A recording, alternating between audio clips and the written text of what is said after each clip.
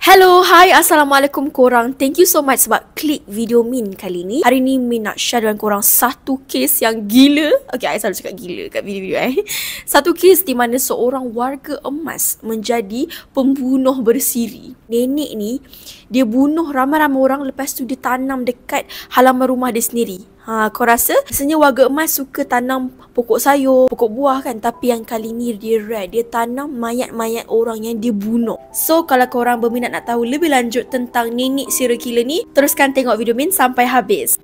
Tapi kan korang, muka dia seriously remind me of cerita Haunted House tu. Korang pernah tengok tak masa kecil? Apa tajuk dia? Haunted House ke House Monster? Monster House. Monster House. Nama pembunuh bersiri kali ni adalah Dorothea Puente. Dorothea dilahirkan pada 9 Januari 1929 di Redlands, USA. Dikatakan sewaktu usia mudanya, Dorothea ni memang berasal daripada sebuah keluarga yang porak-poranda. Ibu bapa dia sendiri tak ada kerja yang tetap, sering bergaduh, drug addict dan sentiasa mengabaikan Dorothea dan adik-adiknya. Selain daripada alkoholik, mak Dorothea juga merupakan seorang pelacur. So boleh dikatakan daripada kecil upbringing dia memang sangat teruk, toksik dan juga dia dibesarkan dalam keadaan yang memang tak okey lah korang. That's why I rasa antara salah satu penyebab kenapa mental dia tak okey. Bapak dia pula pernah membuat cubaan untuk bunuh diri depan dia dan adik-adik dia korang. Korang bayangkan bapak dia sendiri pernah attempt suicide dekat depan mata dia sendiri. Tapi cubaan tu tak menjadi dan akhirnya bapak dia meninggal pada tahun 1937 pada usianya 8 tahun dan mak dia pula mati di dalam sebuah accident. Selepas kematian kedua-dua ibu bapa dia, Dorothea ni pula telah dihantar ke rumah anak yatim. Dorothea mula menjadi seorang pelacur untuk menara kehidupan dia pada usia dia 16 tahun. Tak lama lepas tu dia berkenalan dengan seorang lelaki bernama Fred. Dorothea dan Fred berkahwin pada tahun 1945 tapi perkahwinan diorang ni tak tahan lama. 3 tahun je dan diorang ambil putusan untuk bercerai. Hasil daripada perkahwinan ni, Dorothea dan Fred dikurniakan 2 orang anak, tapi Dorothea memang bukan ibu yang baik. Dia memang tak jaga langsung anak-anak dia.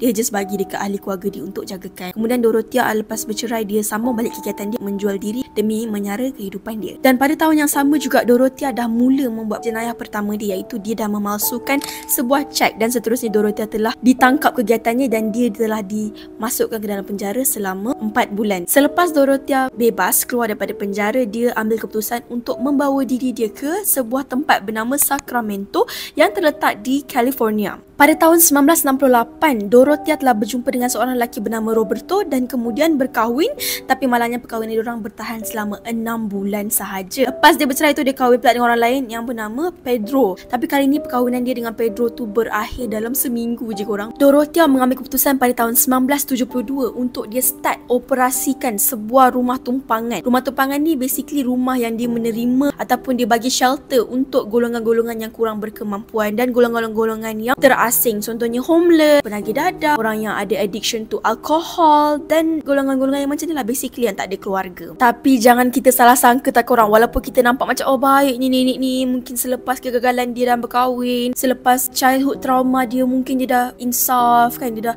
nak jadi warga yang membantu orang. Salah, kita salah. Di permulaan ni lah berlakunya kes-kes yang gila yang mana dia akan mula menjadi serial killer. Penghuni-penghuni yang datang duduk dekat rumah tumpangan Dorothea ni actually dihantar oleh social worker dekat luar tu. Maksudnya kalau diorang ada siapa-siapa yang perlu dihantarkan di rumah kebajikan, Dorothea adalah salah satu rumah tumpangan yang diorang akan bagilah orang-orang ni untuk stay. Pada tahun 1980, Dorothea memulakan agenda jahat dia di mana dia menyuntikkan dadah kepada salah seorang penghuni rumah tumpangan dia. Lepas je dia bagi suntikan dadah dekat penghuni tu terus macam krem yang tak boleh bergerak atau macam lumpuh sekejap. Masa itulah Dorothea ni membuat kerja untuk mencuri ataupun rompak barang-barang penghuni tersebut. Pada tahun 1982, Dorothea telah ditangkap sebab kegiatan dia mencuri barang ni dah kantor. So dia dah ditangkap dan dia dah dimasukkan ke dalam penjara selama 3 tahun. Dorothea juga telah disahkan oleh seorang doktor pakar yang dia ni sebenarnya adalah seorang yang ada masalah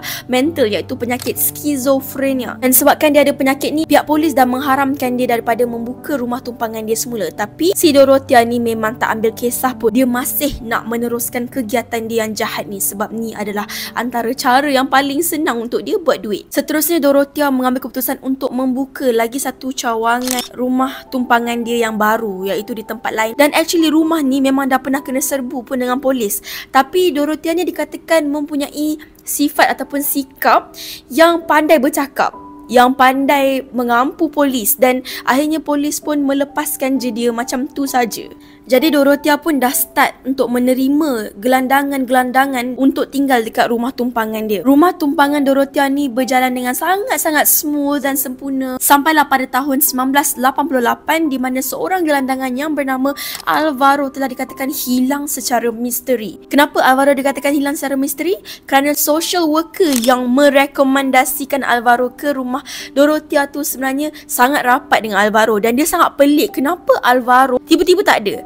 Okey, sebab satu hari social worker tu datanglah ke rumah Dorothea untuk berjumpa dengan Alvaro ni untuk tanya khabar, untuk berjumpa kan. Tapi Dorothea memberi alasan yang sangat pelik tau dekat social worker ni. Dorothea cakap yang Alvaro ni tengah pergi bercuti ataupun pergi berjumpa dengan ahli keluarga dia. Social worker yang bernama Ruby ni pun terus rasa pelik tau korang. Dia rasa macam sangat sus. Kenapa pula kawan aku yang tak waras ni boleh pula dia pergi holiday macam tu kan. Disebabkan Judy sangat-sangat risau dengan kehilangan Alvaro, Judy pun terus membuat laporan polis, dan seterusnya pihak polis datang ke rumah Dorothea ni untuk tanyalah mana perginya. Cuba you cerita betul-betul kan, kenapa boleh hilang Alvaro ni. Setibanya polis sampai dekat rumah Dorothea tu, polis pun soal siasat dengan Dorothea ni. Respon Dorothea ni dikatakan sangat smooth, dan dia macam betul-betul tak ada buat apa-apa kesilapan tau. Daripada riak muka dia, daripada intonasi suara dia, tak nampak langsung macam dia ni ada menyembunyikan sesuatu. Dan polis pun rasa lebih yakin dengan Dorothea ni bila salah seorang penghuni rumah Dorothea pada waktu itu pun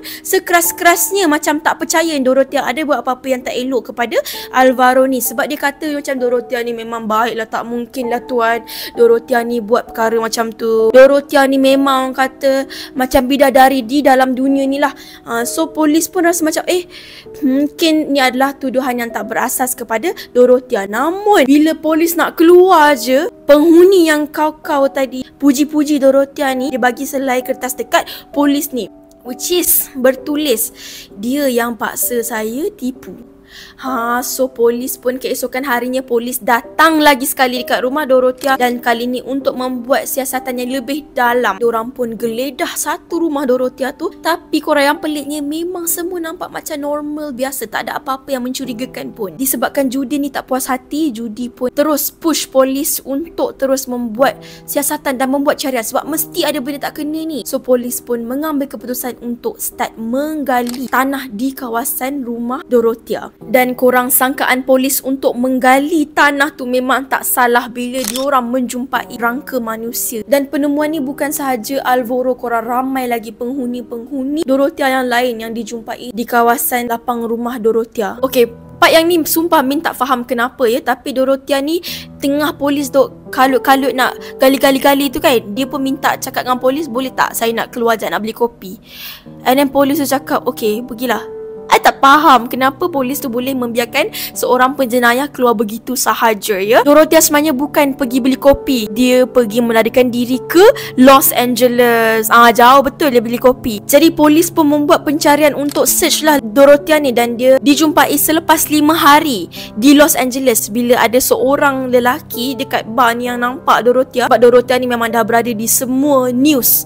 Jadi dia macam cam muka Dorothea ni, terus di report polis, dan polis pun dapat ketahui di mana lokasi Dorothea berada pada waktu tu. Dorothea telah ditangkap atas tuduhan telah membunuh 7 orang di kawasan rumahnya, dan juga ada 2 orang lagi mangsanya, iaitu Rush Monroe dan Everson. Rush Monroe ni actually Dorothea punya business partner tau. Diorang pernah buka satu restoran bersama-sama, tapi atas sebab kewangan restoran tersebut gagal, dan pada tahun 1982 Rush mengambil keputusan untuk tinggal di rumah tumpangan Dorothea. Rush Monroe ni telah disahkan meninggal kerana overdose dadah. Pada hari kematian Rush Monroe tu kan, polis ada datanglah dekat rumah dia masa tu. Polis tanya kenapa dia mati kan. So Dorothea ni create cerita. Dia kata since bisnes dia gagal dan juga dia ada masalah dengan suami dia, mengambil keputusan untuk membunuh diri dia sendiri dengan overdose dadah. Everson tu pula merupakan bekas tunang Dorothea. Okay, Dorothea actually macam pujuk dia balik lah. Lepas dia keluar daripada penjara tu, dia pujuk Everson balik. Dia kata dekat Everson yang dia dah berubah, dia dah insaf daripada daripada melakukan kesilapan-kesilapan macam tu. Everson ni pula convince dengan apa yang Dorothea cakap, termakan dengan pujuk rayu Dorothea ni, sehingga kan Everson ni membuat keputusan untuk pindah dan tinggal bersama Dorothea. Kemudian pada tahun 1986, seorang nelayan ni ada ternampak satu kotak keranda yang besar. So dia pun pergilah check and dia terkejut korang sebab dia nampak ada mayat yang telah reput. Dan mayat tersebut telah dikonfirmkan oleh pihak polis. Mayat tersebut adalah Everson. Dekat mahkamah, seramai 130 orang telah dipanggil untuk memberikan statement. SOP ataupun cara Dorothea ni membunuh mangsa-mangsa dia adalah dengan dia akan memberi racun dalam makanan mangsa-mangsa dia ni, sehingga kan mangsa dia pengsan. Kemudian bila dah pengsan, dia akan cekik diorang sampailah diorang mati. Dan dia akan panggil seorang banduan ni untuk galikan tanah dekat area rumah dia tu dan seterusnya menanam mayat-mayat mangsa tersebut. Motif Dorothea membuat macam ni adalah sebab bila diorang ni mati, diorang akan diberikan macam pampasan ataupun social security. Yang tu I tak sure sangat apa, tapi mungkin di US dia ada sistem macam tu. Tujuan dia bunuh orang-orang yang kurang bernasib baik ni adalah sebab dia nak dapatkan duit tu. Dikatakan Dorothea ni memang sengaja tau korang target orang-orang yang macam ni. Sebabnya kalau diorang hilang pun tak ada siapa pun yang akan carikan, sebab diorang ni adalah golongan yang tersisih. Dan pada tahun 1993 Dorothea telah dijatuhkan hukuman penjara seumur hidup. Tapi kan korang, sehingga dia ditangkap tu pun dan disahkan bersalah, dia masih tetap tak mengaku apa-apa pun kesalahan yang telah dituduh kepada dia. Selepas dah serve beberapa tahun dalam penjara kan, pada 27 Mac 2011 Dorothea ni mati di dalam penjara. Okay. Gila korang. Warga emas serial killer. Ramai yang menganggap Dorothea ni mempunyai hati yang baik bila dia decide nak buka rumah tumpangan untuk golongan-golongan yang tersisih ni. Tapi sebenarnya dia ada udang di sebalik mi guys. Thank you guys so much sebab dah tengok video Min kali ni sampai habis. Jangan lupa tau untuk subscribe. Dan korang boleh komen dekat bawah apa yang korang rasa tentang kes ni. Dan kes yang mana lagi korang nak Min cover untuk next video. Bye bye. Kita jumpa lagi di next video. Terjatuh pula.